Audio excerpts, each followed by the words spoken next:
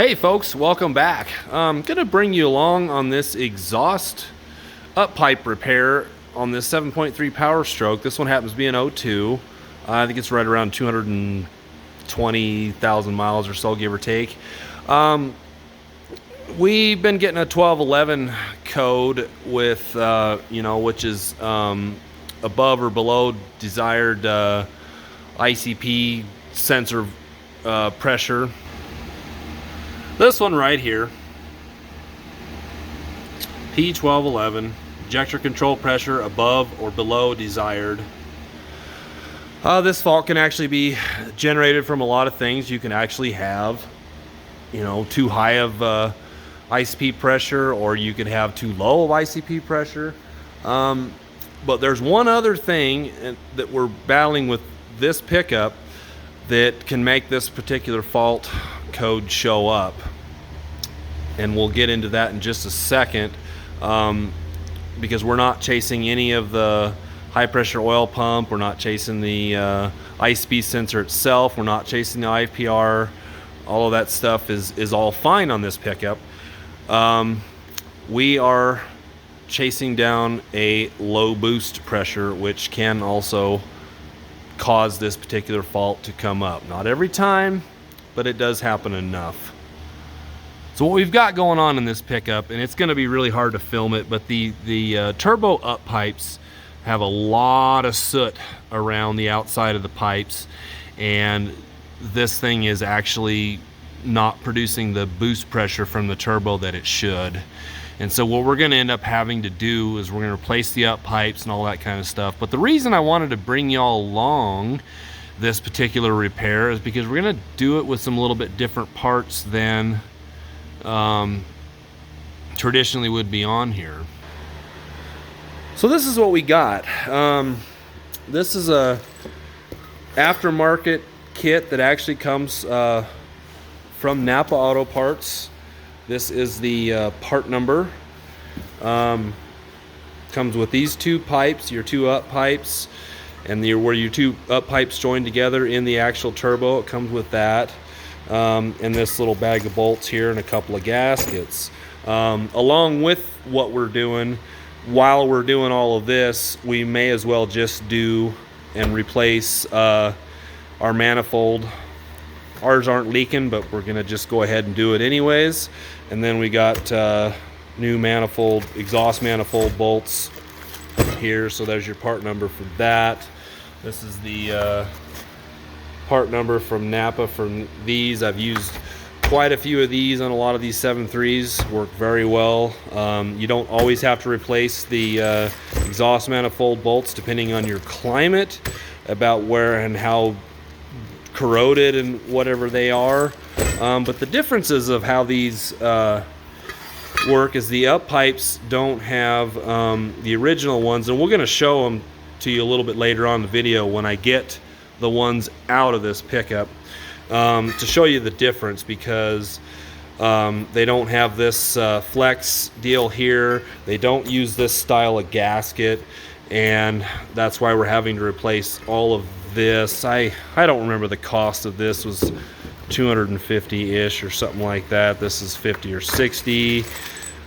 I don't remember what these are. I got parts flowing in and out of this shop for everything from one of those things to old creeper vans and shit like that out there, and or nice old Lincoln Continentals and anything, but I can't remember the prices sometimes on stuff like that. But this box of parts does go with this.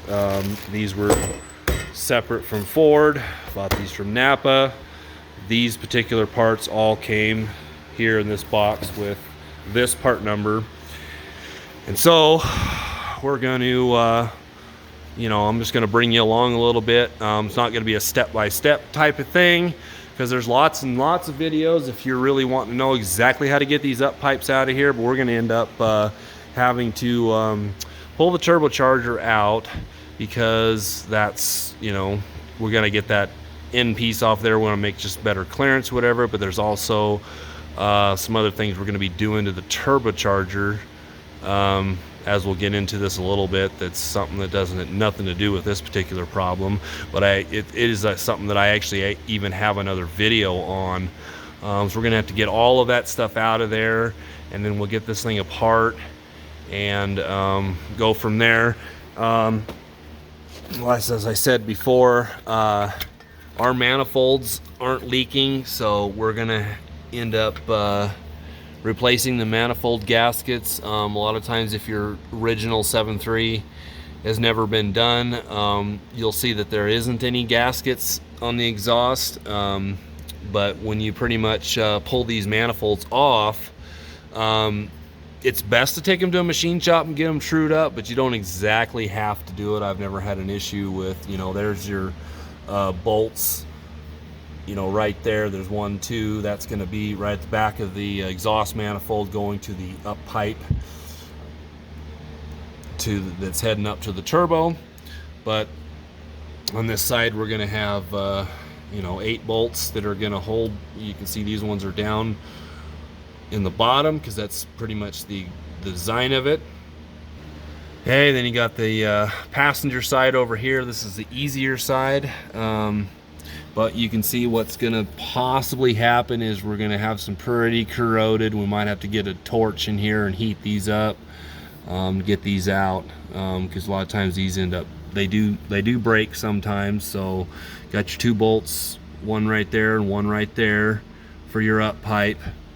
And yeah, so that's the reason we got the new manifold bolts, is because chances are I'm gonna break a couple of these and we're just gonna replace them all anyways. But you can see that there's not really a gasket in there. It's just a machine finish. That's how they come from the factory. So these have never been done before. Even though they're not leaking, we're just gonna go ahead and do it. There is the up pipe, and basically this is all wet because I've soaked the crap out of it with Tomcat piss. I'll show you that in a second. It's that PV blaster. But if you go way up there, there's gonna be your seal. There was a lot of soot and everything. I mean, soaked it with the penetrating oil quite a bit, but you can't really see it now. But there was a lot of soot all coming up and out of these up pipes, and that's where we're losing a lot of our boost. And we're gonna you know, fix all of that. This is what I call Tomcat piss. It frickin' stinks, but works good. All right, so we're gonna get all of this taken apart, get this turbo out here, get these up pipes and everything out, show you what they actually look like and whatnot. So anyways, there it goes. Okay, there we got our turbo removed. We're also going to be removing the pedestal, and we'll explain that in a little bit later. But now you can see you can get to these bolts right here for the, you know, the Y pipe and all that stuff a lot easier. That's the part we're replacing with this new one here. As you can see, it doesn't look exactly that the same, or maybe it kind of does, but it's different, and we'll explain that here in a little bit. But as you can tell, even though that I've washed this with penetrating oil, we've got quite a bit of soot coming out of both of these. That one I can't really film. That one's actually the worst one. Let's see. Yeah, let's pick a clean finger. How about that one? I'm not flipping you off, just quite a bit of soot and grime and all that kind of stuff. They're leaking. They wear out in here, and we'll show you exactly why and how after a bit. So let's we'll get this turbo pedestal pulled out of here, and then we'll go from there. Okay, so there's our turbo pedestal off. You can see we got a lot of more access in here. Now, you can do all of this up pipe repairs and stuff with the turbo still in place. I've done that plenty of times before with a really long extension to get to these bolts. Just make sure you have a good 6-point socket so you don't strip them out, because if you do strip them out, then you're gonna have to come in here and do this, all of this work. But anyhow, you know, that bolt, one underneath there, one up there, and all that can all be reached from underneath the pickup with a really long extension per se, or reaching your hands around in different areas. But it all can be done with the turbo still in place. I have done that before. We remove the turbo pedestal and the turbo, and I'll get to right now exactly why we're doing that. Okay, so there's our turbo pedestal that we removed, and then the one that's going to be going in its place. As you can see, this one is missing this actuator right here. I have a video on exactly how to replace all of this stuff, and why you do it and everything like that. But anyways, this actuator, I'll show it to you in just a second, but this is a pretty good oil leak. Not on this one per se, but I have had really bad oil leaks in the past, and this was the way we've gone to make the repairs. That actuator really runs this valve right here. It just runs this little butterfly valve here. That rod attaches right here. As far as I understand, it's really for really cold climates. When you first start the engine up, it will close that valve off to allow some of the exhaust to be kind of blocked off a little bit, to retain some heat in the engine until it warms up for a couple of minutes. Don't need them in my climate. Even though we get winter, it's not that harsh. So we're just going to go ahead, since we got to, you know, get in here anyways and replace all of this. We're going to go ahead and replace the turbo pedestal. I bought this a long time ago, but from Riff Raff Diesel Performance. I don't know the part number or anything like that. $200 and some odd for this one. And then what you end up doing, one of two ways: you can either just wire this open if you want, or the way I've done it is completely remove this butterfly valve and then put plugs in here. And I've got a whole video on exactly how to do that exact repair, to get these out, you know, get this butterfly out. And you know,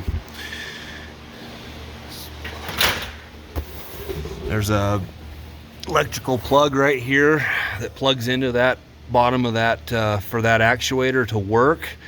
This will set off a code in your ECM. It won't set the check engine light off, but it will set off a code. I can't remember which one right offhand. I believe it's in that other video of mine.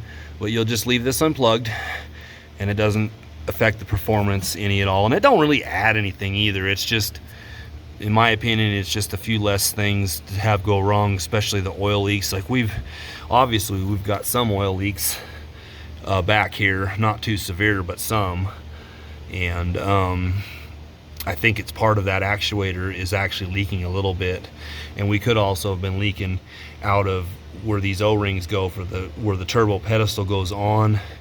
That's a common place for them to leak. And then also on the top of the turbo pedestal where the actual turbo mounts, that's another place. But I bet you they were leaking a little bit from right here. And I think that actuator was actually leaking just a tiny bit. So we're just going to eliminate that actuator and get rid of that, and then we don't have to worry about it. And again, this is that actuator I'm talking about. We're just going to eliminate it completely. This is all full of oil, and you can see that this has leaked out of here and all wet along here and stuff. So I'm pretty sure we had leaks there, but we're not going to anymore. Okay, now back to this. Now if you're doing this particular repair like we're doing, you don't really usually have to even mess with these bolts. As you can see, like this is loose. You can move that up and down. So that's usually why they leak in the first place. You would have to remove this bolt, and like I said, we're going to get this off and show it to you anyways, but when we get this done. But yeah, so we'll go back to that later. Okay, so our next step here is to get these bolts off of here, 13 millimeter, and they usually got to put a 10 millimeter on the back side of that and get those loose to get the up pipes off there. And then further in our case, we're removing the manifolds to replace the gaskets. So anyways, we'll get that off of there, and then we'll show you these up pipes and how they currently are as stock or OEM or whatever, and a little bit, and then we'll show you what the new one's supposed to be like. Okay, one tip that I will provide on getting these out without breaking them is probably going to have to use a little heat. You know, the other side, they came out all pretty well. This side's pretty corroded. Matter of fact, I had to heat this up right there, and I had to jam this 12 millimeter on there because it's so corroded that these are all, the 13 just fits too loose. And so, you know, we're gonna just zip this off of here like that, and don't be afraid to buzz it completely off with a gun like that. That's your best chance of getting it out before it breaks. Okay, so this is what your stock up pipes are going to look like. This is your left side, driver's side, right side. You'll see that they're all put together like this, you know, but you did notice that these were loose, which is not, you know, how they'll come out like that. That's not exactly how it's supposed to be. You can't really see on this one a little bit, but you can see how it's vibrated, moved, and you know, the little O-ring seal, we're just going to, not O-ring, but the little seal that we're going to see here in just a second, you know, just will not seal correctly, and that's why these things leak. But technically, you know, what you're going to do is you'll end up loosening these bolts. You know, you'll be doing it in the pickup if you're doing it just with just the up pipes themselves, which can be done. Then this deal will fall down here. You'll be able to pull this out. This is that little ring that gets sandwiched in there, you know, and you'll replace this, but you'll also need to replace the up pipe. But as you can see, we're doing it a different way, and you know, this really doesn't look any different at all than what that, it just happens to be comes with a kit. We're going to go ahead and replace it. So the only thing different now is you've got this goes here for the right side, and then there's going to be one of these little gaskets right in between there, and then this will allow just for a little bit of flex, moving and putting it together, and just, you know, normal engine vibrations and whatnot. And that's pretty much how that's going to go. One of the reasons why this, you know, probably comes is to replace this, is sometimes you'll end up snapping these bolts off. That's why this is a right, you know, a good way to do this. Here's another, you can see how bad that camera would focus. You know, that's why these things were leaking so bad. Just worn out. 200,000 miles, probably never been done. So the other thing we can do is, you know, get these, I usually just break these clamps like this, and then just put regular hose clamps on these things to put these. It's not necessary, but they were there, so you might as well just have it to be, you know, guard some heat and whatnot. So, but anyways, like I said, that's going to go in between there to seal this up, just like so. And then the other side, it's going to go just like that, you know, driver's side, passenger side. And yeah, so we'll get all that put together. Okay, so this manifold, all the bolts, had one I had to heat up, but all of them came out relatively easy with just the impact gun. This side, not so much. This is the first time I've ever had to do this, but I could not get any of these bolts